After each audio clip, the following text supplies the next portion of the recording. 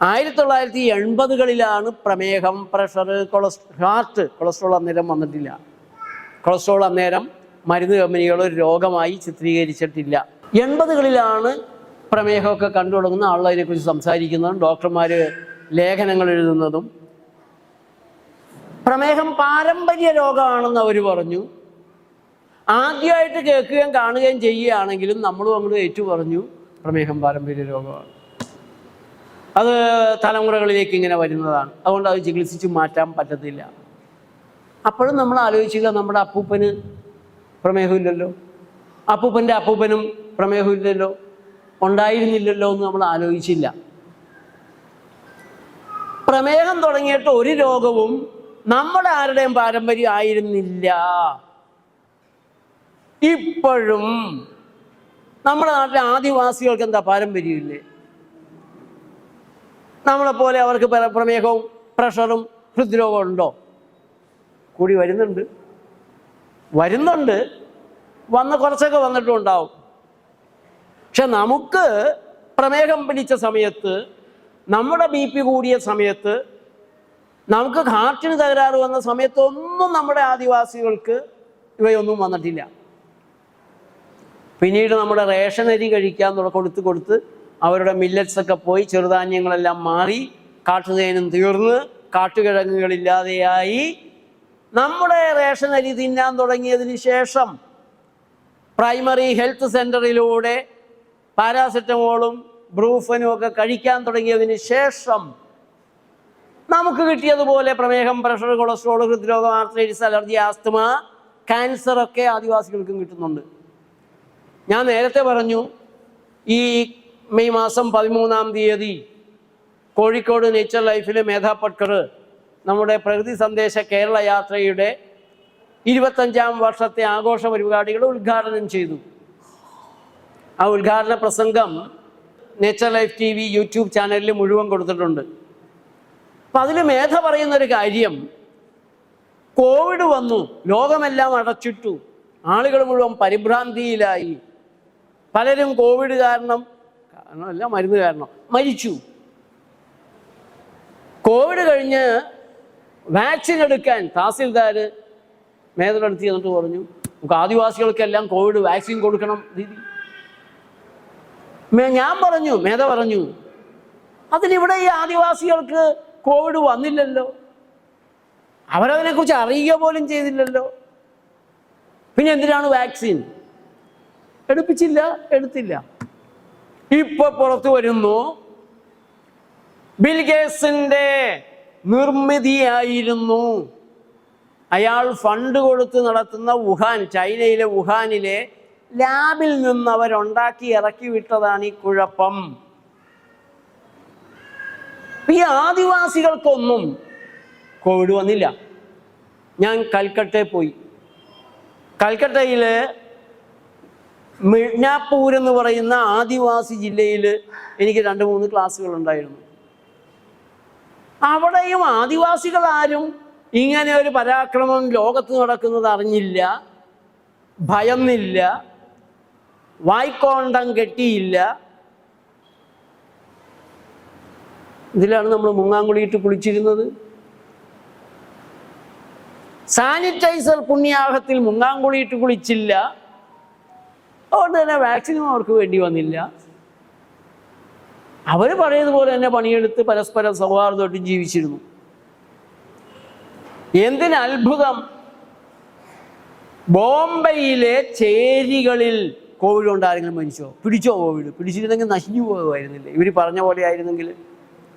കൽക്കത്തയിലെ ചേരികളിൽ ഞാൻ പോയി,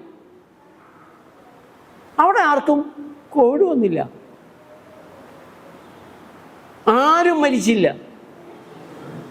അപ്പോൾ ഈ വക രോഗങ്ങൾ ഓരോന്നോരോന്നായി വന്ന് മൂത്ത് ഇങ്ങനെ സകലരും രോഗികളായ ഒരു അന്തരീക്ഷം ഈ കഴിഞ്ഞ 50 കൊല്ലം കൊണ്ട് സംഭവിച്ചതാണ്.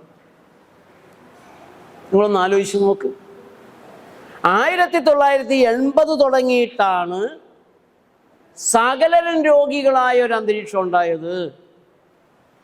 എൻ്റെ ചെറുപ്പത്തിൽ ഞാൻ കണ്ടിട്ടുള്ള മഹാരോഗം വാതമാണ്.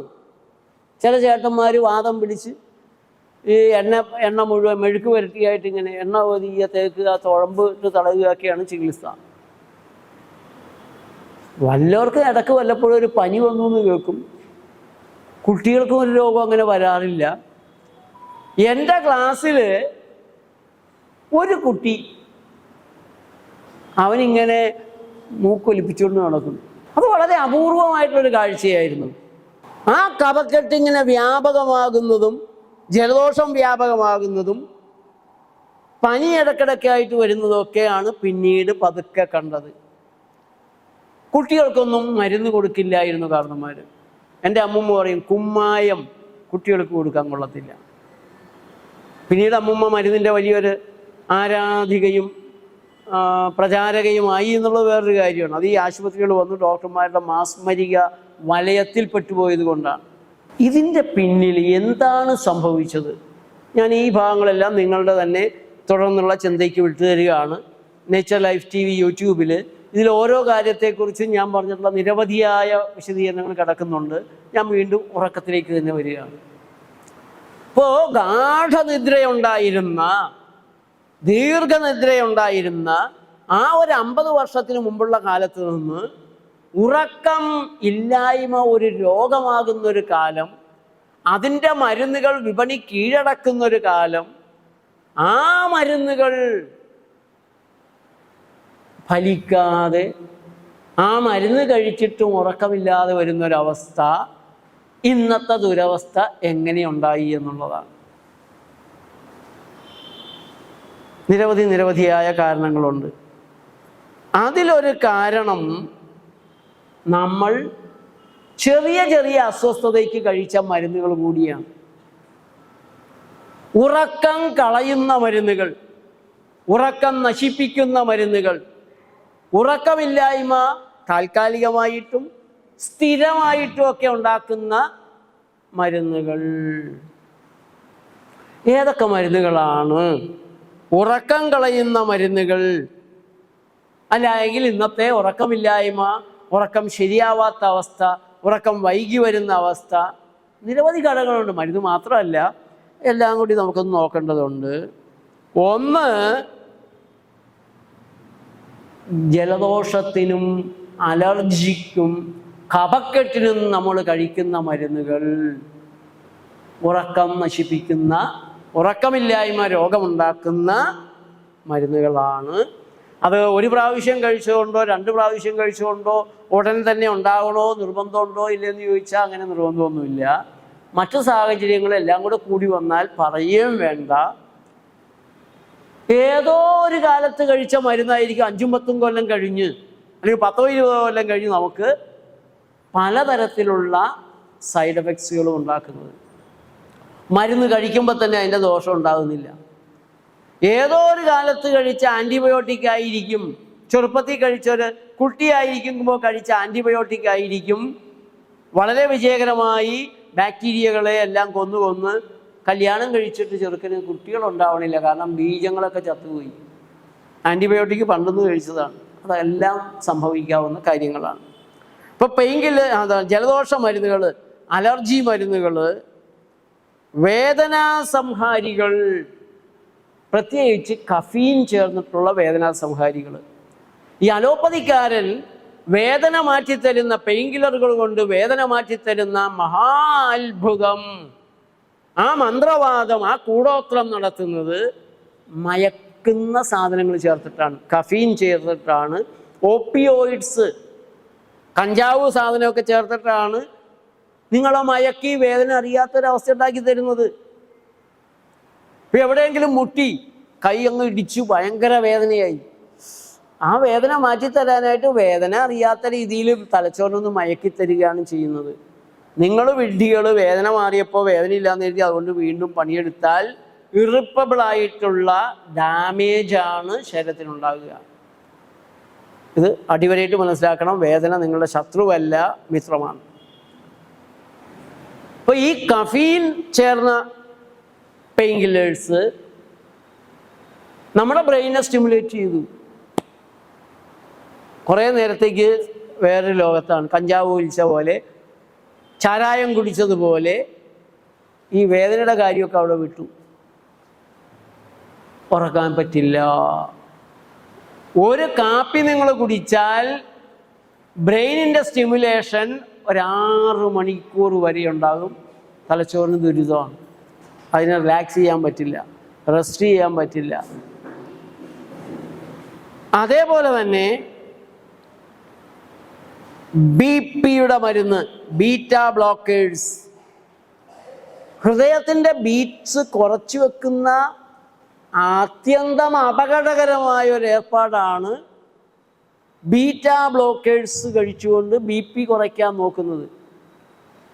നിങ്ങൾ ചെറിയൊരു അപകടം പരിഹരിക്കാൻ 2-3 വലിയ അപകടങ്ങൾ ഉണ്ടാക്കി വെക്കുകയാണ് അവിടെ ചെയ്യുന്നത്. അലോപ്പതിക്കാരന് കാഞ്ഞ ബുദ്ധിയാണ്. അവൻ റിസർച്ച് ചെയ്താണ് ഇതൊക്കെ കണ്ടുപിടിക്കുന്നത്. BP കൂടിയ ആളുകളെ പഠിച്ചു കഴിഞ്ഞപ്പോൾ അവനൊരു കാര്യം മനസ്സിലായി. BP കൂടുന്നത് ഹൃദയം കൂടുതൽ ശക്തിയിൽ രക്തം പമ്പ് ചെയ്യുന്നതുകൊണ്ടാണ്. അപ്പോൾ BP കുറയ്ക്കാൻ എന്ത് ചെയ്യണം? ബുദ്ധിയുള്ളവരൊന്ന് അഭിപ്രായം പറഞ്ഞ്.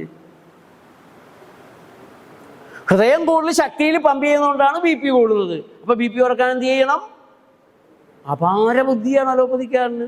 ഹാർട്ടിൻ്റെ ബീറ്റ്സ് പമ്പിങ് ശക്തി കുറച്ച് വെക്കണം.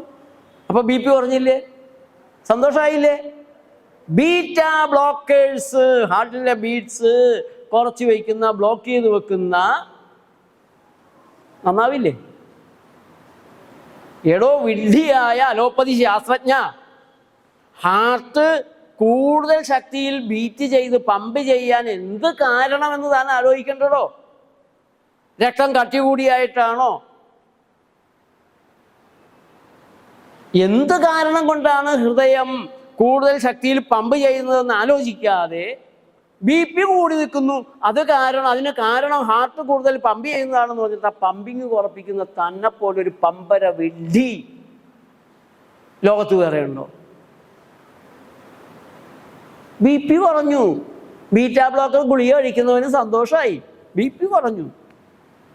പക്ഷെ ഹൃദയം കൂടുതൽ പമ്പ് ചെയ്തതിൻ്റെ കാരണങ്ങൾ, BP കൂടാനിടയായ കാരണങ്ങളെല്ലാം ഉള്ളിൽ കിടന്ന് വിഷയം കൂടുതൽ ഗുരുതരമാക്കുന്നു. പാവം ഹാർട്ടിനെ ശിക്ഷിക്കുകയാണ്.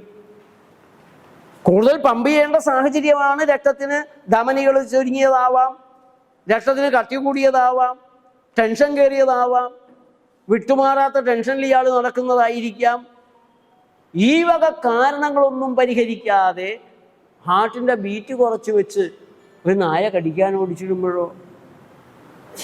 ഈ BP മരുന്നുകൾ ഹാർട്ടിൻ്റെ BP കുറച്ച് വയ്ക്കുന്ന ദുരിതം മാത്രമല്ല, ഉറക്കം നഷ്ടപ്പെടുത്തുന്ന മരുന്നുകൾ കൂടിയാണ്.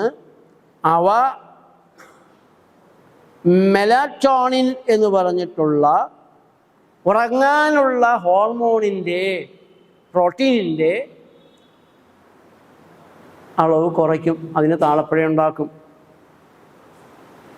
അതേസമയം ആൻറ്റി ഡിപ്രസൻ്റ് ആയിട്ടുള്ള മരുന്നുകളുണ്ട്. വിഷാദ രോഗത്തിന് ഒക്കെ തരുന്ന മരുന്നുകളുണ്ട്.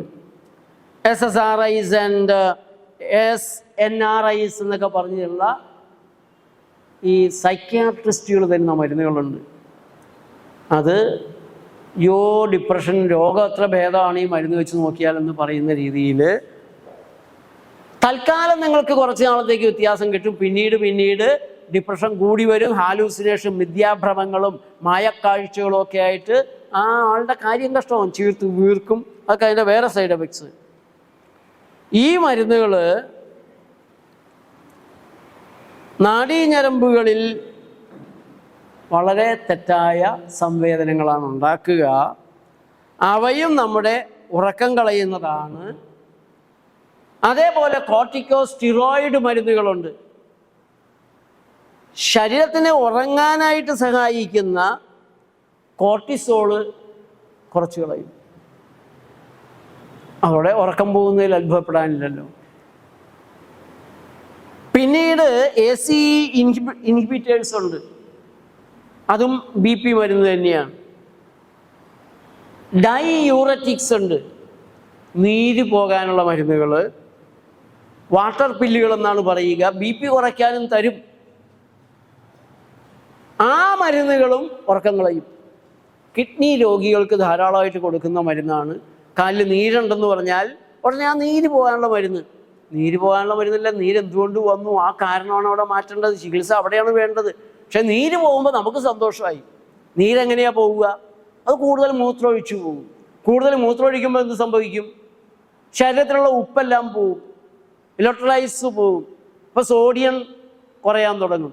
കിഡ്നി രോഗികൾക്കുള്ള ലിവറിന് പ്രയാസമുള്ളവർക്ക് എല്ലാം സംഭവിക്കുന്ന ഗതികേടാണ് സോഡിയം കുറയുക. കാരണം അവരുടെ ശരീരത്തിന് വയറിനെല്ലാം നീരുണ്ടെന്ന് പറഞ്ഞ് ഡോക്ടർമാർ കൊടുത്തിട്ടുള്ള വാട്ടർ പില്ലുകളാണ്. ADHD, attention deficiency and hyper activity disorder. നിങ്ങളുടെ കുട്ടി ഇത്തിരി വികൃതി കാണിക്കുകയാണെങ്കിൽ ക്ലാസ്സിൽ ടീച്ചറോട് ബുദ്ധിമുട്ടിക്കുന്ന ചോദ്യമൊക്കെ ചോദിക്കുകയാണെങ്കിൽ ടീച്ചർ പറയും ഇവനൊരു മാനസിക രോഗമാണ്, ADHD ആണ്, സൈക്യാട്രിസ്റ്റിനെ കാണിക്കണം. 100 കണക്കിന് കുഞ്ഞുങ്ങളെയാണ് ഇവർ നശിപ്പിക്കുന്നത്. ആ മരുന്നുകളും ഉറക്കമില്ലായ്മ ഉണ്ടാക്കുന്നവയാണ്. അതേപോലെ ഡിമെൻഷ്യ, ബ്രെയിനുമായിട്ട് ബന്ധ മറവി രോഗങ്ങൾക്ക് കഴിക്കുന്ന മരുന്നുകൾ നമ്മൾ കഴിക്കുന്ന മരുന്നുകൾ തന്നെയാണ്. ഉറക്കത്തിൻ്റെ മാത്രമല്ല, നിങ്ങൾക്ക് മനസ്സിലാക്കാൻ കഴിയാത്ത, കാരണം കാണാൻ കഴിയാത്ത പല രോഗങ്ങളെയും മരുന്നുകൾ ഉണ്ടാക്കി തരുന്നുണ്ട്. പ്രത്യേകിച്ച് പുതിയ രോഗങ്ങൾ, പാർക്കിൻസോണിയം പോലുള്ള, മറവി രോഗങ്ങൾ പോലുള്ള, മാനസിക രോഗങ്ങൾ പോലുള്ള, ക്യാൻസർ പോലുള്ള നിരവധിയായ രോഗങ്ങളാണ് മരുന്നുകളുടെ സംഭാവനകൾ.